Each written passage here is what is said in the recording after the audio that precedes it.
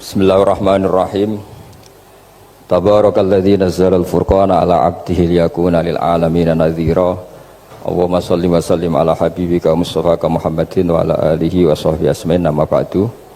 Yang sangat kita hormati bersama ini ada Bapak Rektor, ada Bapak On, Bapak Rohidin, semua wakil rektor, semua yang ada di sini dan semua muhibbin, semua pecinta ngaji yang saya hormati. Meneruskan ngaji yang sempat tertunda sudah beberapa kali.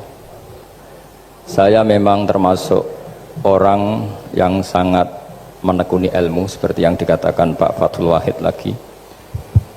Dikatakan lagi berkali-kali bahwa memang penelitian itu saya berkali-kali bilang tidak harus orang-orang pinter banget sebetulnya, karena perangkat yang disediakan Allah ini juga menyediakan untuk orang-orang bodoh.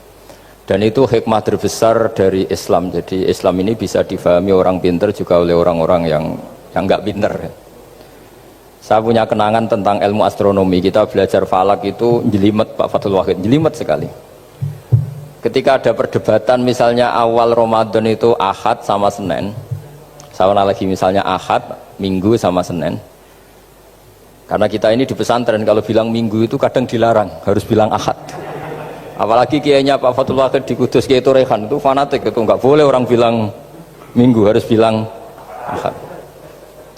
Yang lucu itu ada seorang kiai yang sangat fanatik terhadap Islam, itu nggak mau kalendernya ditulis kenaikan wafat Isa Al-Masih. Karena keyakinan umat Islam bukan Isa yang wafat tapi Sibeh Isa. Itu di kalender Kudus kan wafatnya dalam kurung Sibeh Isa.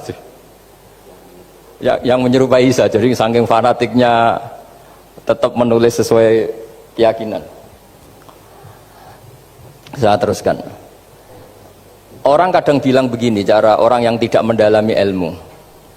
Sama-sama kiai, sama-sama ormas Islam kok beda awal Ramadan, sehingga jadi debat Ahad atau Minggu sama Senin. Saya punya mak-mak ya, kalau orang sepuh itu yang dulu ikut buyut saya. Jadi saya ini generasi kelima, itu orang itu muammar, ditakdir umurnya panjang. Itu bilang gini, Gus, sebetulnya untuk tahu kalender yang benar mana itu gampang katanya. Cari tanggal 15, nanti kelihatan siapa yang salah. Ternyata betul, kalau dihitung Ahad, nanti 15-nya misalnya jatuh hari apa, nanti kelihatan. Ternyata pas yang dikatakan 15 versi Ahad itu bulan belum purnama. Purnamanya itu di versi mereka yang tanggal 16. Berarti bener mana? Yang Senin kan? Tapi yang versi Senin ternyata betul pas 15 pas purnama. Artinya apa? Allah menyediakan perangkat untuk menguji Senin apa Ahad dengan cara awam, yaitu nunggu tanggal 15. Artinya gini, kata siapa yang tahu itu hanya orang pinter gitu. Orang awam juga bisa tahu, karena agama ini milik bersama ya, milik orang pinter, milik yang tidak pinter. Sehingga dalam pola-pola Islam, di antara madhab Syadzili, madhab Thariqah Naqsyabandiyah, itu beliau di antara kampanyenya gini, kata Thariqah Naqsyabandiyah, Thariqah kami ini yastawi fistifadatiha ar-rijalu wasibyan. Popularitas Thariqah saya, mudahnya difahami ini antara orang pinter yang sudah dewasa sama anak-anak kecil ini sama. Kenapa demikian? Kalau dalam filosofi kebenaran itu ada pepatah, fa innal haqqa adharu min syamsidz dhahirah. Kebenaran itu lebih jelas ketimbang matahari di siang hari. Sehingga mereka dengan mudahnya mensifati Allah misalnya adz-dzahir, zat yang begitu jelas. Kenapa Allah begitu jelas? Karena ulama dulu cara, kalau dalam bahasa pondok, mensifati, menstatuskan alam raya ini maujud. Maujud itu ada. Di mana-mana sesuatu yang ada itu ya diciptakan oleh yang ada. Masa Anda ada kok menciptakan yang ada? Sehingga mereka tidak pernah tertarik sama faham komunis, ateis, bahwa alam ini dimulai dari ketiadaan. Pertanyaannya adalah bagaimana sesuatu yang tiada menyebabkan yang ada. Sehingga ulama dulu pinter, sifat wajib itu apa? Wujud. Karena alam raya ini kadung wujud, kadung maujudat, maka Allah harus wujud. Berhubung wujudnya Allah itu wujud penyebab, harus qadim atau harus awal. Masa penyebab datangnya terlambat dulu yang Jadi efek dari penyebab itu. Sehingga mereka dengan gampangnya mensifati Allah az-zahir, zat yang begitu jelas. Sehingga Imam Sibawayh ahli nahwu itu juga mengenali Allah lewat teori nahwu. Beliau bilang Allah itu siapa? Allahu a'raful ma'arif, zat yang paling mudah dikenali. Nah sehingga tadi seperti yang dikatakan Pak Rektor, sebetulnya perangkat ilmu seperti tadi menemukan bulan itu diantaranya ditemukan kalau bulan tuh nggak rata itu ya lewat teori gambar, karena sekian jarak punya akibat sekian, punya misalnya kita melihat gunung kelihatannya indah padahal di situ ya ada lubangnya, ada pohon yang tertebang, ada pemandangan yang nggak indah, tapi gara-gara dilihat dari jauh semuanya indah. Maka disarankan orang yang baru nggak suka istrinya terus melihat dari jauh, tinggal minggat lah kira-kira. Kalau ditinggal minggat 2 bulan itu mesti cinta lagi itu, kan fungsinya baru kelihatan itu. Tapi kalau dekat terus tuh mesti sama neknya lah kira-kira gitu, sama mangkelnya itu. Sehingga itu ya dipakai teori juga dalam silaturahim. Di agama terkenal ada pepatah zuruhibban tasdad hubban. Jadi ya jangan sering ketemu, nanti kamu gampang cinta. Kalau sering ketemu ya gampang bosen lah kira-kira seperti itu. Nah kemudian teori-teori awam ini dikembangkan. Yang awam, jadi dulu orang menemukan matahari itu besarnya kayak apa, rembulan besarnya seberapa, itu dilihat setiap kita melihat mobil itu jarak 1 kilo masih kelihatan sekian meter, nanti kalau 2 kilo berkurang sekian senti, kalau 3 kilo berkurang sekian senti, terus dikalikan ya kira-kira seperti itu.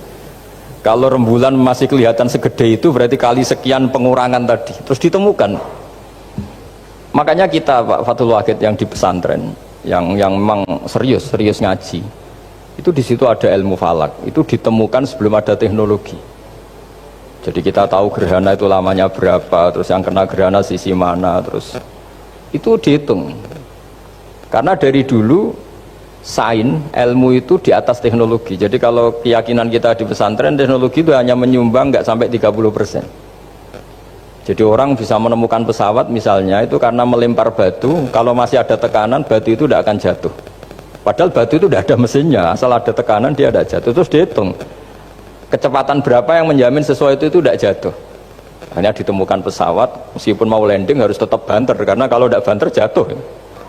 Itu dihitung, artinya dari sains dulu baru ditemukan teknologinya untuk gimana supaya tetap kecepatan sekian itu ketika mau landing.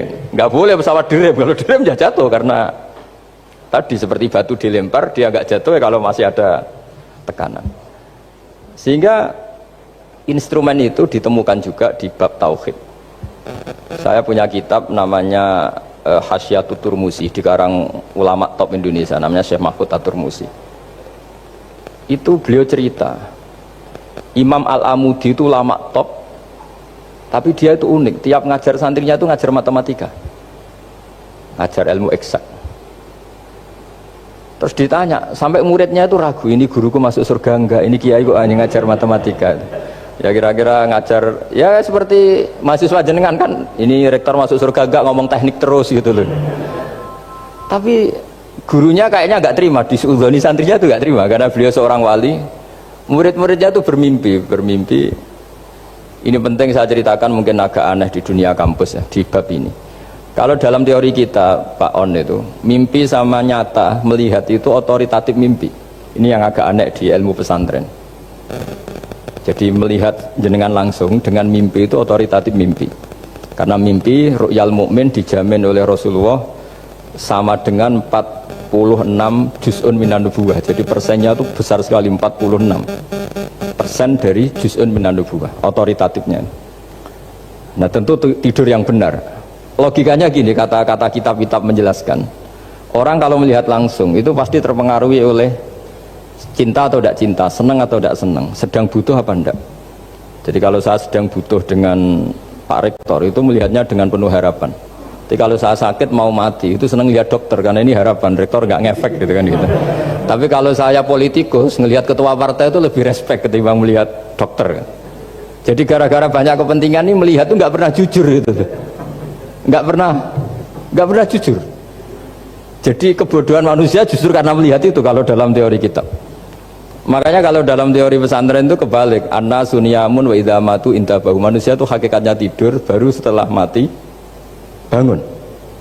Misalnya kita di dunia nganggap uang itu penting, harta itu penting, jabatan penting. Setelah kita mati ternyata yang paling penting itu hanya sujud. Karena kamu itu kenangan ketemu Allah terbaik itu sujud. Yang kita anggap penting di dunia semuanya tidak penting. Yang kita anggap sepele kayak sholat ternyata itu super penting. Tapi sadar itu nunggu nanti di akhirat. Ya saya ini termasuk syukur yang sadar sebelum sampai akhirat. Jadi termasuk orang yang beruntung lah gitu. Nah, kenapa mimpi itu begitu penting? Karena tadi ketika orang tidur itu off semua, sistem sarafnya, sistem apanya. Yang ada hanya pengendalian Tuhan. Karena dia tidak bisa mengendalikan dirinya sendiri. Apalagi kalau tidurnya benar ya tentu pakai wudhu, terus pakai doa-doa, terus menghadap kayak mayit itulah, standar mayit, menghadap ke kiblat kayak posisi mayit itu. Sehingga dia ada intervensi pada dirinya sendiri, ya tidak punya keinginan dari dirinya sendiri. Kamu kan nggak bisa ingin, wah tidur ingin ketemu wanita cantik kan tidak bisa nentukan gitu. Akhirnya ya benar-benar hanya milik Allah. Apalagi kalau kita bacanya benar, terus pikirannya benar. Makanya uniknya dalam Islam adalah doa mau tidur dengan wiridan setelah sholat itu ajarannya Nabi banyak mau tidur. Wiridan subhanallah 33, alhamdulillah 33, Allahu akbar 33 dan disempurnakan seterusnya itu ijazah Nabi kepada Sayyidah Fatimah itu untuk mau apa? Tidur. Bismika wada'tu jambi wa bismika arfa'u, sampai doanya panjang. Allahumma aljatu zuhri ilaika, panjang sekali doa mau tidur. Saya yakin jenengan ndak hafal dan ndak. Paling ya bismika wada'tu jambi apa? Bismika Allahumma ahyawamu. Itu sebagian ustadz bilang itu doa ngaji katanya.